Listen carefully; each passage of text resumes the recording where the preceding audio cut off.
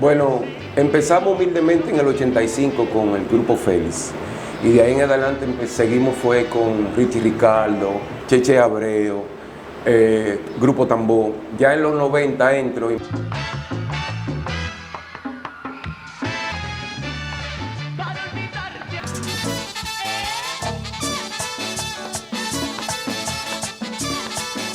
el concurso? No, porque yo andaba vendiendo café y yo tenía que buscármela en ese tiempo, sí, para mi mamá y mi hermano, que estábamos, o sea, la situación estaba difícil. Era difícil para tú vender. Para nosotros comer, yo tenía que salir, por ejemplo, a las 4 de la mañana con el termo, y eran las 2 de la tarde y todavía yo no lo había vendido. Nada más era tú que montaba coreografía para las orquestas. Bueno, para las orquestas estaba, que yo recuerde, Marino Gómez.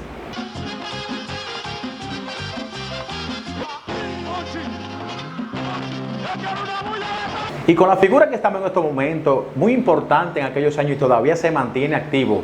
Él es Julio Gómez, coreógrafo o bailarín. ¿Cuál de las dos? ¿Cómo te estás llevando? ¿Cómo te gusta que te llamen? ¿Coreógrafo o bailarín? Bueno, ya en el estado que estoy y lo que he logrado, me considero ser un diseñador de coreografía. Tú ves, el nuevo... Sí, porque ya de coreógrafo, tú sabes, cualquier persona puede llegar a ese límite, pero ya tú diseñar coreografía, o sea, un término que yo he utilizado ahora por las cosas que ya he logrado. Entonces, bailarín primero bailador, porque hay una diferencia. Sí. Bailador somos los que bailan en la calle, que bailamos salsa, bachata. Y bailarín es cuando ya tú te metes en una academia y aprendes muchísimas clases, técnicas. Y entonces ya luego con el tiempo, por la preparación y como decimos, la pela que uno coge con diferentes maestros, pues entonces tú llegas a hacerte coreógrafo. Claro, esa es la importancia de hablar con gente que saben del tema, ¿verdad? Sí, claro. De folclor, de cultura y todo ese tipo de cosas. Sí, tenemos un poquito de conocimiento de cada cosita, porque es bueno uno ir aprendiendo para eso mismo, para edificar a las personas que a veces no tienen cierto conocimiento y uno lo orienta. Julio, entrando rápido en materia, ¿a cuáles agrupaciones así, de manera rápida, tú le formaste o le hiciste coreografía, le montaste baile y eso? Bueno, empezamos humildemente en el 85 con el grupo Félix y de ahí en adelante seguimos fue con Richie Ricardo, Cheche Abreu, Grupo Tambor. Ya en los 90 entro y me quedo con el negocio, Luis Ovalle, Peñasuazo, El Torito, Eddie Herrera, Wilfrido, Los Toros, Los Potros, Parada Joven, Staff, Nueva Cosecha, Reino, Sol Caliente. Fui el primero que le hice coreografía a la bachata, Romance, Distrito Cero, Horizonte. O sea, ¿qué te digo? Hemos venido hasta estos últimos tiempos, como te digo, Los Rosarios, Los Potros. Oye, son demasiados.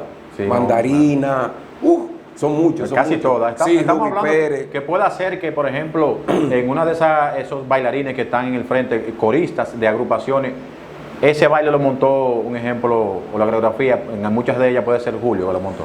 Sí, claro. Y muchos de ellos después, como ya he dicho anteriormente, aprenden, porque ellos van aprendiendo, tú sabes, porque eso se aprende. O sea, van aprendiendo y uno lo ayuda en lo que uno puede. Pero sí, son muchos muchachos que pasaron y que uno le dio la mano también, que lo recomendaba. ¿Quién es Julio Gómez y de dónde es? Bueno, Julio Gómez es un muchacho humilde que viene de un barrio rompiendo, como decimos, tú sabes, paredes, como este país, que si tú no tienes un padrino o alguien que te apoye, tú no logras el éxito. ¿Qué pasó conmigo? Que yo era un muchacho inquieto, de estos muchachos que le doy gracias siempre a mi maestro, que siempre lo menciono, porque si no hubiese sido por él, por esa disciplina que yo cogí en el baile, quizás Julio Gómez no hubiera existido, ni como persona, oye bien, y quizás había sido un delincuente, o quizás hace tiempo que yo no había estado en el aire, porque yo era de aquellas personas, por el ambiente que me crié, Lomina, Catanga, Vietnam, la Duarte, la París, o sea, tú me pasabas por el lado y solamente de toparme yo te brincaba. Entonces, gracias a la disciplina del baile, que lo digo por aquí, gracias a la disciplina del baile y a ese maestro que conseguí. ¿Cuál es ese maestro? El maestro Miguel Arias. Miguel Arias. Sí, él vive en Herrera. Me gustaría que un día tú lo procures para que le haga una entrevista. Él tiene una historia muy grande. Vamos para allá, sí, tiene que ir porque mira, esas son de las personas que hoy, personas como yo y otros, nos sacaron de la calle. Yo sé que lo va a ver de entrevista. Sí, de hecho, el maestro Miguel Arias, Joan habrá entrevista y su equipo van para allá a entrevistarlo con Julio Gómez en cualquier momento que él decida. Sí, no, yo voy y le digo, maestro, mira, entonces él, porque siempre mantenemos la comunicación. Y así como yo, salimos muchos muchachos de del barrio, de que éramos muchachos normales. Y que es lo que te digo, no cogí la calle ni perdí, y al contrario, doy gracias a Dios por lo que logré, crié mi familia, y por esa disciplina logré yo, hice Julio Gómez, ya a través de los tiempos y lo que hice, porque primero es la disciplina y la preparación, pero gracias a él, claro. Julio, varios de los que nosotros entrevistamos normalmente salen los Minas y esos lugares, pero explícale brevemente a esa gente que nos ven desde otros países, Venezuela, Colombia, que no son dominicanos, ¿qué es Vietnam? Porque un barrio Vietnam, pero sabemos que Vietnam, la guerra con Estados Unidos y vietnamita, pero explícale por favor. Así mismo como tú dices, Vietnam era así mismito guerra, barrio Puerto Rico, en Lomina, porque yo vivía en Catanga con mi abuela, sí, y me crié por ahí, por esa zona, y esas eran de la zona caliente. Cuando se mencionaba en aquellos tiempos lo que era decir, yo soy de Vietnam o soy de Catanga, como decir yo soy del Capotillo o de los Guandules, esos sitios que eran los sitios fuertes, porque ahora es que hay ya muchos lugares, pero en aquellos tiempos, el que decía que yo era de un barrio de tal sitio de eso, ya tú sabes, la gente se ponía en par. Sí. Entonces, Vietnam venía haciendo eso, esa era la parte fuerte en aquellos tiempos de Lomina, Catanga y esos sitios por ahí. Entonces, yo tuve la suerte de criarme por ahí con mi abuela, conocí la iglesia en ese tiempo por ella, y de ahí fue mi inclinación hacia la música, cuando yo iba. Okay. Que hay que destacar que independientemente de que sea un lugar populoso y guerra, como usted dice, y fuego, también hay gente buena en esas historias así. No, si tú ves la historia, de ahí salieron muchísimos músicos, con la academia esta de la señora que murió ya. Iris del Valle, de ahí salieron todos esos muchachos. Yo no tuve la oportunidad porque, como te digo, mi mamá siempre se estaba mudando en diferentes sitios, sí, y yo nunca estaba estable. Y esa rebeldía de yo estar, o sea, y como te digo, encontré mi mundo, que era el baile, y le doy gracias a Dios que por lo menos lo logramos.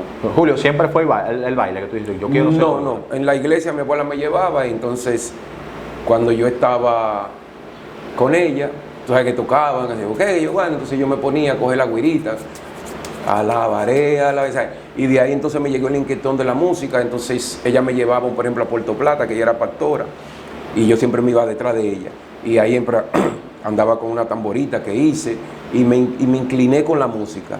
Entonces, luego al tiempo, con un grupito que hicimos en el Manguito, porque ellos también son del Manguito, de ahí era que yo me iba a vender café a la feria en ese tiempo, que ahí empieza la historia mía también ya con el baile. Pues yo formé un grupito llamado el Conjunto Los Reyes. ¿El Conjunto Los Reyes? ¿Con qué edad tenías tú más o menos? Teníamos que tener como algunos 14 o 15 años. Oye, ahí estaba, por ejemplo, mi primo Marco Guira, que era el güirero de Herrera, que ahora anda ahí con su proyecto de karaoke y siempre está tocando. Julio Reyes, que es manager de muchas agrupaciones también. Felo, el felino, que murió, que era el güirero de La Gran Manzana, y de Aníbal Bravo, un rubio que había, que él murió también. Entonces éramos un grupito, Cacheíto subía de allá abajo, de La Paz, a tocar con nosotros. Y eso estamos hablando del 81, 81 por ahí. Wow, pero no apogeo prácticamente, que empezaba el merengue a dar fuerte. ¿El primero entonces lo tuyo fue folclore, baile folclore, o inmediatamente fue baile de orquesta? No, lo primero mío fue, como te digo, ahí ya empieza la historia mía yendo al Batón Ballet, porque estaba en la feria, entonces yo me iba a vender café, y llega el concurso de los Kenton, Tiempo Joven. Entonces yo me miraba la televisión y me llamó la atención. O sea, a verlo, qué sé yo qué, el concurso estaba encendido, tú sabes, en todos los barrios habían unos Kenton. Entonces yo miraba y me llamó la atención con un compañero mío que vivía al lado de mi abuela, yo vivía ahí en la José Contreras, y nos poníamos a bailar. Entonces, yendo al Batón Ballet, conozco a Chachón, que es el que me da los primeros pasos de Alibaba. Tú sabes que Chachón, para el que no sepa, fue el creador de los Alibaba. De Alibaba, sí. Exacto. Entonces, ahí es que conozco a mi maestro Miguel, que iba a preparar las muchachas del baile. Y me dijo, oye, tiene talento, me dijo. O sea, vio mis condiciones. Entonces, pasó el tiempo, entré al Batón Ballet como platillista.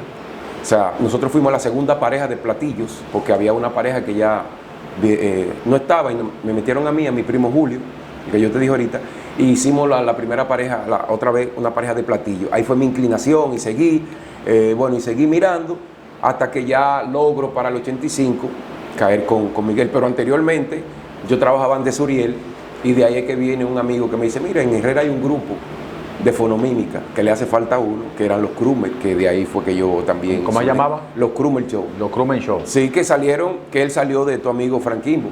Sí, en eso vamos ahora, de Frank Kimbo, sí. Buen muchacho él. Entonces, él hizo su grupo, y mi amigo que lo conocía, él le hacía falta uno, y me llevaron. Entonces, estamos hablando ya del 82 por ahí, y ahí me inclino en la fonomímica, a ponerme mi peluquita, a hacer comedia y fui aprendiendo. Ya yo mismo creaba mis pasos, porque yo venía con la fiebre, tú sabes, me gustaba. Hasta que ya caigo en el 85 con el maestro Miguel a coger técnicas de baile, folclore. Ahí fue que entonces aprendí la base, poco sí, pero la aprendí bien y empecé a mezclar todo lo que él me enseñó, la técnica, aprendí a montar 15 por él también, que después me hice un experto montando 15. Y todas esas cositas que me faltaban ahí y la disciplina la adquirí con él. Entonces ahí es que viene el boom, que ya yo arranco con el grupo FEL y me voy abriendo, y me voy abriendo, y me voy abriendo. Pero tu motivación principal fue cuando usted vio a los Kenton en televisión. Sí, cuando veía el concurso, claro, sí. ¿Y fueran al concurso? No, porque yo andaba vendiendo café y yo tenía que buscármela en ese tiempo. Sí, para mi mamá y mi hermano, que estábamos, o sea, la situación estaba difícil. Ella me decía, mira, a veces me ponía una bandeja de arepa con los 2 termos de café, y ya tú sabes, a veces estaba limpiando vidrio, a veces tenía que limpiar zapatos, porque la situación no es como hoy, que hoy hay facilidades, la gente no lo sabe. Era difícil para tú vender. Para nosotros comer, yo tenía que salir, por ejemplo, a las 4 de la mañana con el termo, y eran las 2 de la tarde y todavía yo no lo había vendido. Ya tú sabes lo que quería decir. ¿Y las calles de tu sector estaban asfaltadas? Sí, porque era ahí en la feria. Sí, pero tú salís de allá de la feria, o sea, no, pues yo vivía en el Manguito. En el Manguito, entonces bajaban ahí mismo, ya había. Pero que te digo que era difícil, porque había que esperar que yo llevara esos 2 pesos para poder comer. Si no se vendía el café. ¿Qué tan difícil fue esa experiencia para ti, Julio? Tú ves las 2 de la tarde y no he venido nada. No, a veces tenía que irme sin nada y comérmelo con pan. ¿El mismo café? El mismo café. Guau, tremendo. No había maná. ¿Cómo entonces te recluta la orquesta FEL? Y dice, con tú bailando folclore, va a estos concursos, va y participa en lo que es ese grupo de Herrera y todo eso. ¿Cómo llega entonces a alguna agrupación, llámese el grupo FEL, y vamos a montar esto? No, mi mamá lo conocía. Y entonces mi mamá le habló al maestro Félix y él le dijo que fuera. Ellos practicaban ahí en la Liga de la Farándula. Okay. Entonces yo bajé y le dije, maestro, mire, sí. Entonces me puso ahí a montarle.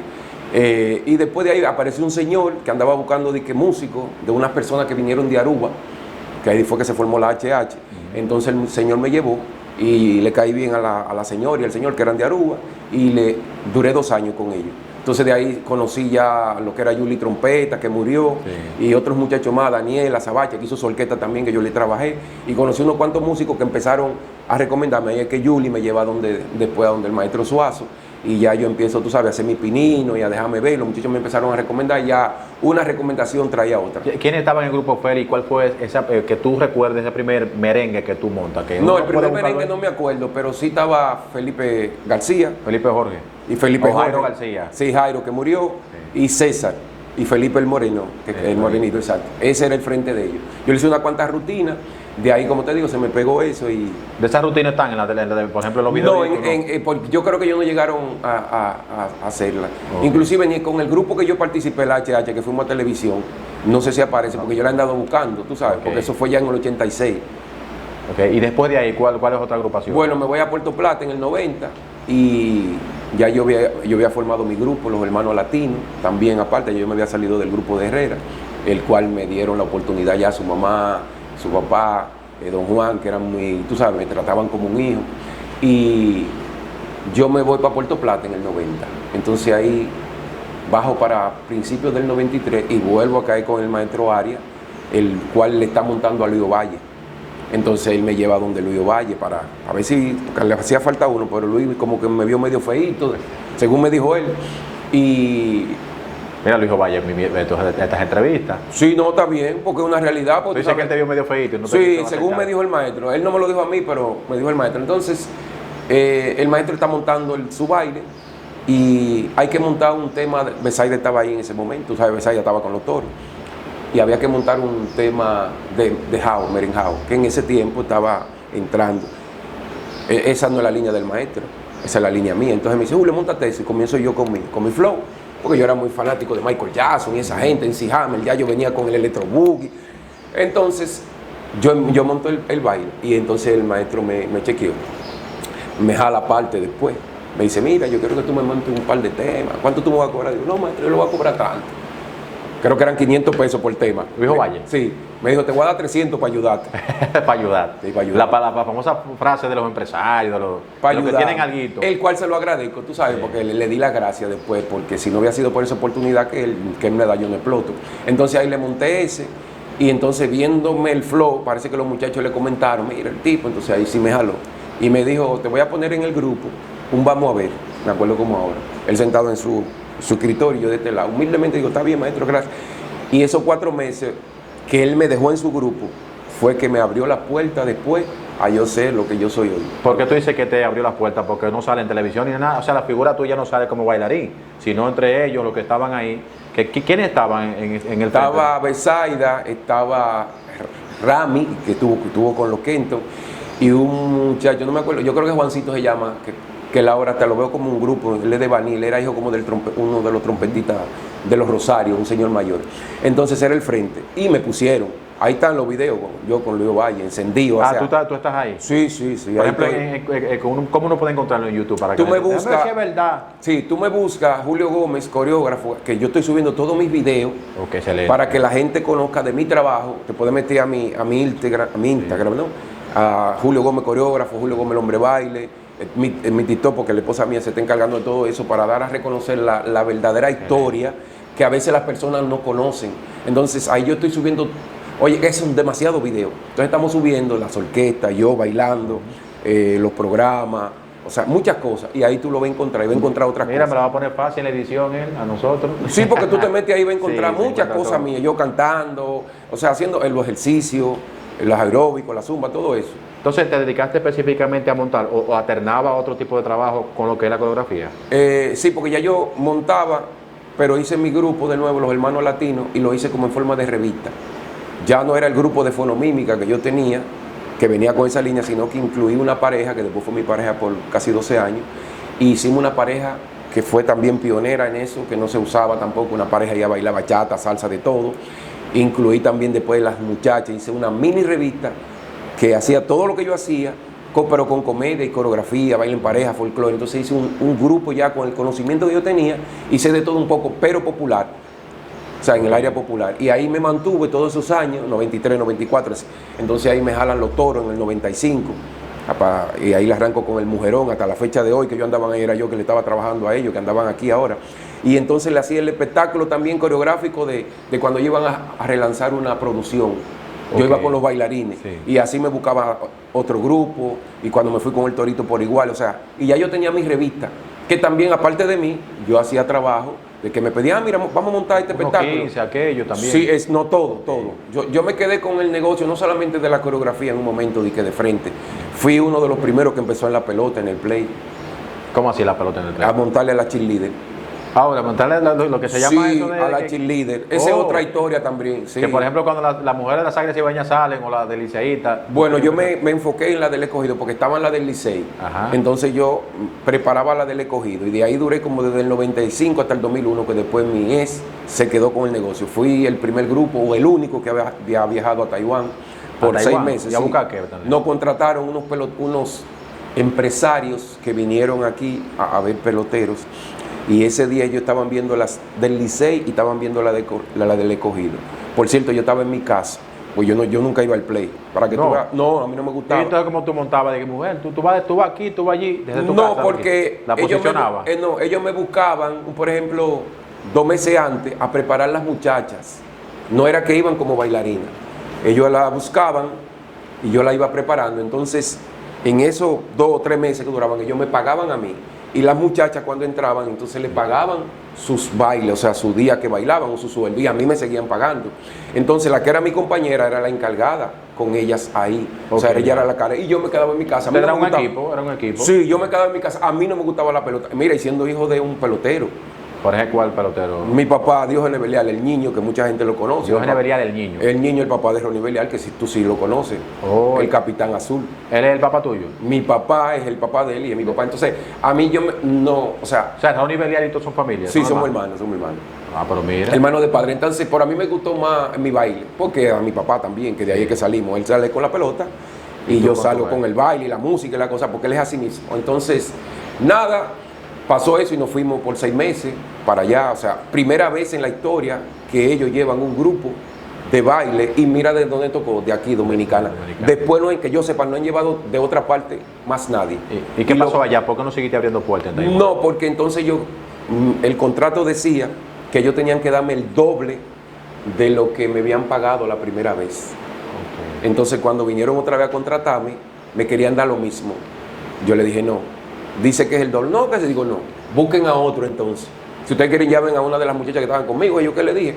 Y dejamos eso así. ¿Tú eres exigente con el pago o fue que te creciste? No, yo a mí sí. No, porque el contrato decía que era el doble. Y además lo que nos estaban pagando, para nosotros era mucho.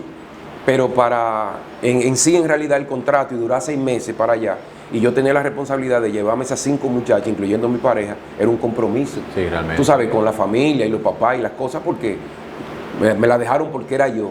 Porque yo he tenido también la suerte de que me he mantenido en esto, que no es fácil. Limpio. Sí, lo digo tú sabes, con orgullo, que sí me he mantenido limpio. O sea, las personas que han estado conmigo es porque yo te veo el talento y yo te pongo ahí para que tú explotes.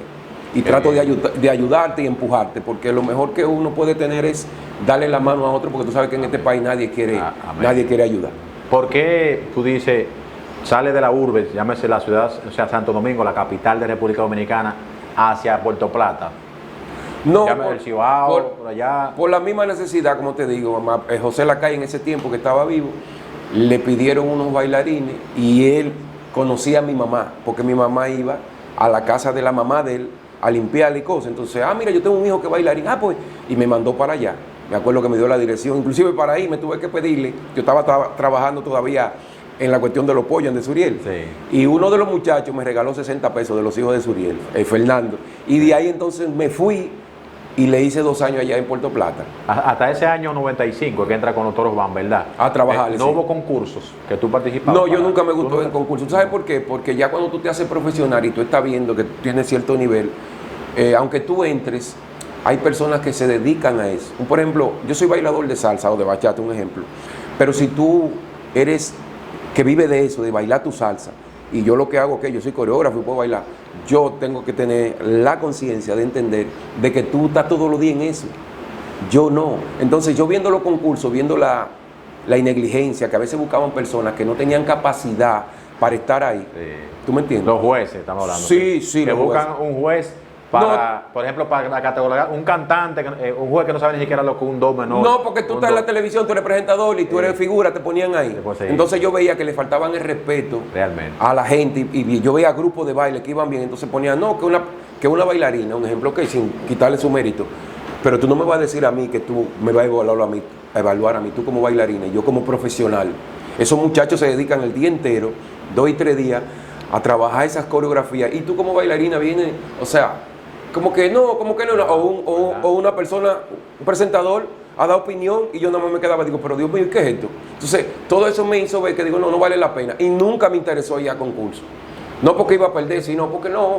Entonces, eso me dio motivo a no ir a concurso, porque yo veía que era que no ponían profesionales para tú ir, para que ellos entonces te denigraban. Porque si soy yo, a mí me pusieron muchas veces de jurado por ejemplo, en Quédate Ahí, en el concurso de bachata, que yo iba ahí y yo le decía a los muchachos que esto y lo otro, o sea, mira, le falta esto y esto, pero no lo denigraba, porque yo era bailador también, yo entendía. Y pasaste por claro, y no es fácil tú ponerte a ensayar y buscar ropa y todo ese tipo, entonces nunca me metí en concurso. ¿Tú recuerdas aquel famoso concurso de 9x9, Roberto? Sí, claro. Y 7x7 y eso. Todo lo veía. ¿Qué te opinas? Había uno que se llama Jackson, que siempre saltaba, Roberto. Sí, ese era su papel. Muy bueno como en su momento, tú sabes, como bailarín de su línea que él tenía, trabajó con Juan Luis, muchos grupos, pero que se destacara así como coreógrafo, que uno diga, o sea, no. Pero sí, él tenía conocimiento, claro, o sea, y hacía su papel muy bien en ese momento. No, realmente. Sí, muy bien, claro. Sí, era un personaje. Okay. No lo conocemos, tú sabes, pero era un personaje. Sí, entonces, ¿qué tú le montaste a los Toros Van? Por ejemplo, un merengue que la gente pueda decir, déjame buscarlo, a ver lo que le montó. No, pueden buscar desde el Mujerón para acá, desde el 95. Todo lo que ellos tienen ahí, todo lo poquito, lo mucho. Y a Peña Suazo. Desde, por ejemplo, la primera producción, que es lo que tu mamá se cree, el pueblo que quiere mambo, para lo que sufren. Todas esas cositas que cuando tuve coreografía en ellos, porque después ellos no dejaron de bailar, la mayoría. Tú te vas a dar cuenta que tienen cierta sincronización. Julio, pero los grupos que tú mencionado no son como muy, que se llaman como Raúl Cizá, como los Kenton, como estos grupos como Gerald, que eran realmente, montaban coreografía adelante. Son grupos que bailan poco. O sea, que su frente bailaban poco. Sí, porque en realidad ellos no eran coreógrafos.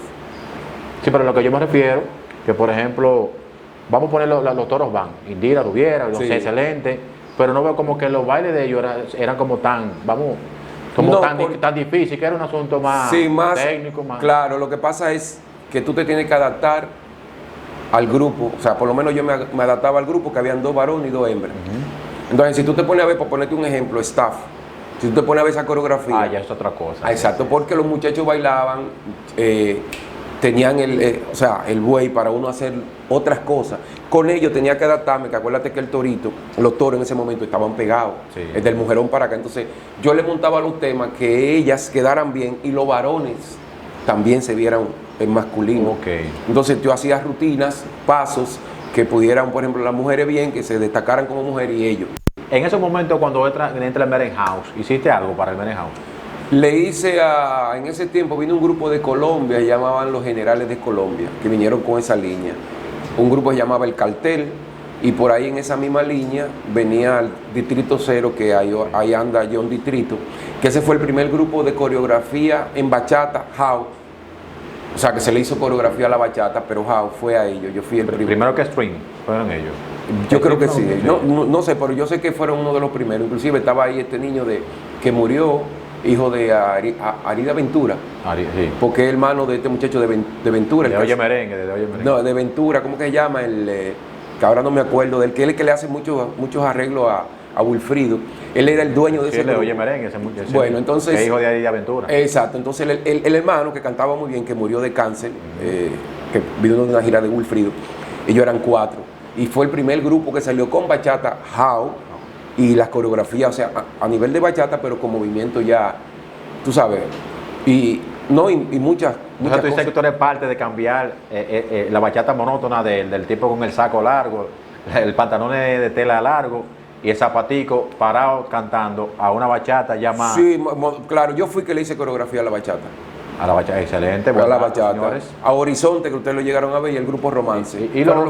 ¿Y los Andy Papo, a ese grupito, no? ¿Nunca? No, porque ellos estaban, tú sabes, ya en otro way, hicieron su trabajo, muy bonito en ese momento, pero como es lo que te digo, como esa gente estaban ya en su nivel, y yo venía abriéndome puertas por otro lado, pero me tocó un pedacito también de trabajar en ese momento. Nada más era tú que montaba coreografía para las orquestas. Bueno, para las orquestas estaba, que yo recuerde, Marino Gómez, que le montó a Los Ilegales, le montó a Eddie Herrera, me parece, le montó a varios grupos, porque él trabajaba con Cholo Brene, y Cholo lo buscaba a él. Lo que pasa es que él era bailarín y era diseñador y modista, y trabajaba en hotelería y le iba muy bien. Entonces él, tú sabes, después se alejó por eso mismo, porque vio que las orquestas no le dejaban como le dejaban. Entonces yo, que venía ya con mi fiebre de mi grupo, el maestro mío, como te digo, ya venía de montarle a Luis y a los Toros cuando iniciaron en el 90, él fue que lo preparó, y no sé a qué otro grupo más, pero él tenía su revista y también se dedicó más a lo que él era, su revista y otras cosas más que él hacía. Entonces me quedé yo en el negocio, porque yo era el más inquieto. Los otros que aparecían, que decían que eran coreógrafos, ellos montaban, sí, pero pasos a donde ellos estaban. Pasos donde yo estaba. Sí, porque... Pero porque tú decías lo que decían, que eran coreógrafos. ¿Cómo sí, así? No, porque ellos dicen, o sea, es que debemos ser realistas. Yo, porque monte un baile, un paso en un grupo, eso no me quiere decir que ya yo soy coreógrafo. O porque yo cante en una orquesta, yo soy cantante. Inclusive el cantar y hacer coro es diferente. Hay que saber hacer coro. Yo te canto muy bien, pero no tengo el conocimiento para ser corista. No, realmente. Por ejemplo, Gerald Matos, que es un duro, Josie Esteban, la artillería y eso, ¿qué para ti, qué era él? ¿Bailarín, coreógrafo? No, muy buen bailarín. Y que su rutina que él aprendió, como lo dijo tu amigo Frank, que él aprendió con él y con lo mismo dinámico. O sea, que eran rutinas que él había aprendido con ellos. Pero él no era original en decir, esto es mío. Por ejemplo, y tú decís, por ejemplo, Raúl Cizá. Tampoco, porque Raúl viene con un estilo que son de lo dinámico, de Niño Rivera. Ok. O sea, ese estilo que ellos tenían y algunas cositas que quizás ellos ponían, viene de ahí.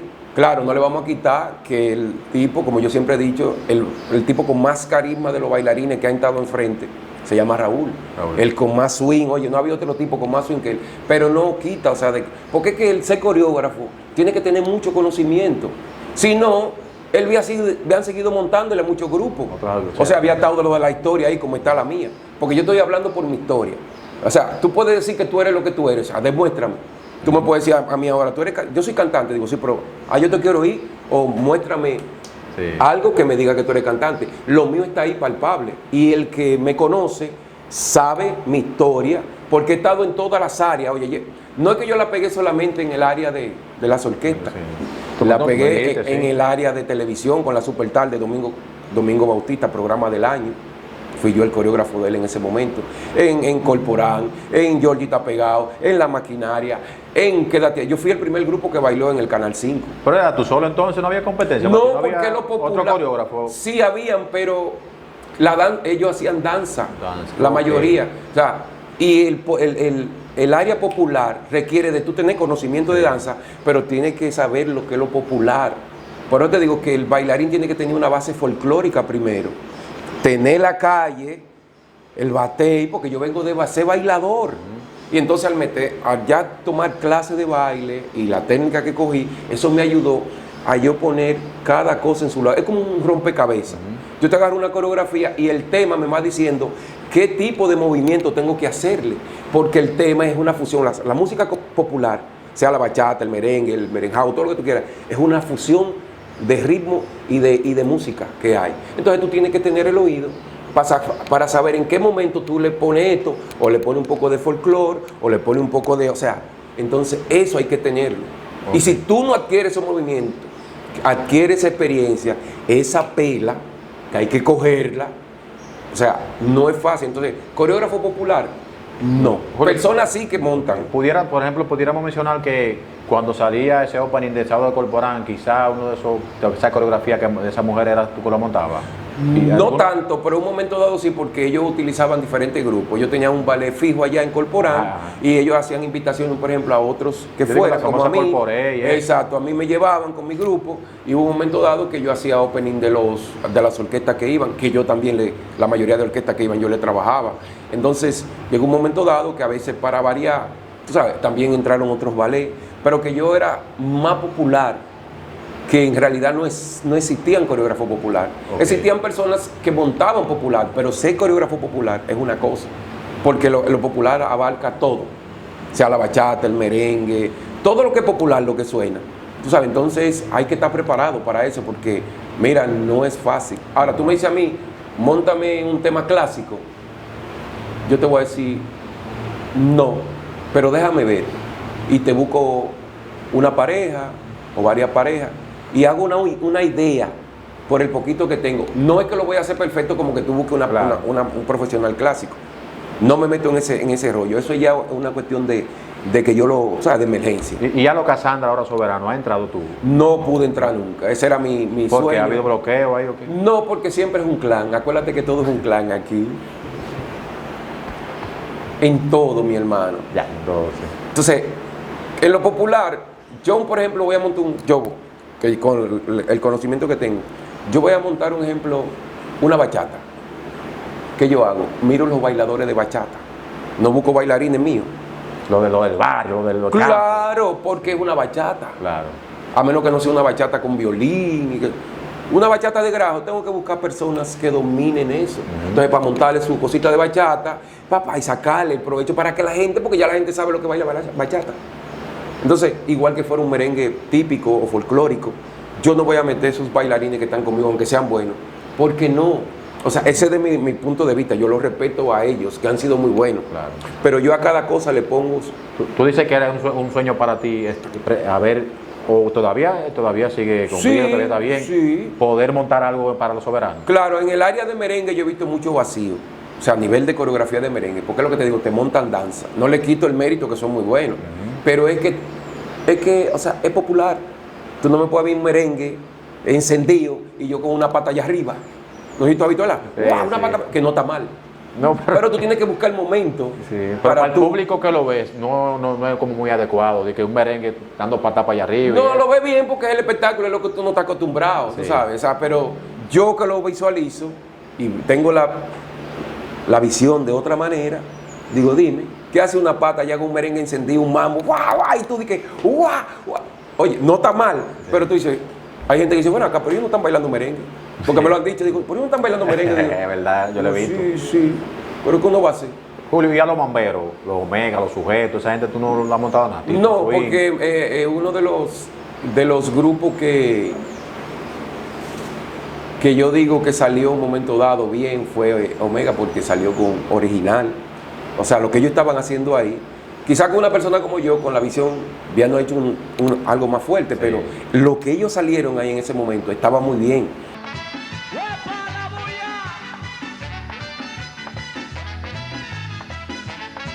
Aquí estuvimos disfrutando de la primera parte de esta interesante entrevista que está muy buena. Quiero invitarte a que si te parece interesante, suscríbete a este canal de YouTube. Comparte estas entrevistas, dale like para que te lleguen las notificaciones de nuestros videos. Espero también disfrutes la segunda parte cuando subiremos de este gran coreógrafo de la República Dominicana que va a contar la historia, cómo pasó con grandes orquestas, esos montajes de esos bailes y esa coreografía que montó en los años 90, en los 2000 y como no, varias cosas interesantes que usted tiene que saber en este canal de YouTube Joan Abreu Entrevista. Así que esta fue la primera parte. Espero que disfrute de la segunda parte cuando subamos a nuestro canal de YouTube. Yo soy Joan Abreu, hasta la próxima. Bye bye.